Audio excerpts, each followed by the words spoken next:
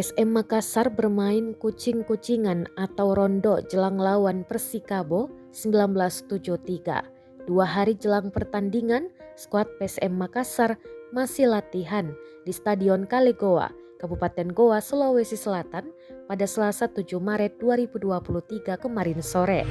Padahal PSM Makassar sudah harus berhadapan dengan Persikabo di Stadion Pakansari Bogor, Jawa Barat, Kamis 9 Maret 2023. Pelatih PSM Makassar, Bernardo Tavares, membagi 2 skuad PSM Makassar dalam bermain kucing-kucingan. Masing-masing 3 pemain berjaga di dalam untuk merebut bola.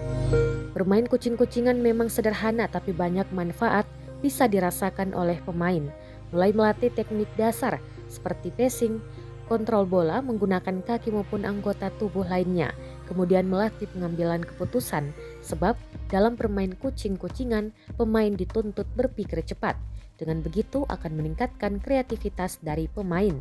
Lalu melatih pemain bagaimana pressing terhadap lawan, termasuk melatih kerja sama tim lantaran pemain yang tidak menguasai bola akan berlatih untuk berikan reaksi kepada pemain yang sedang memegang bola.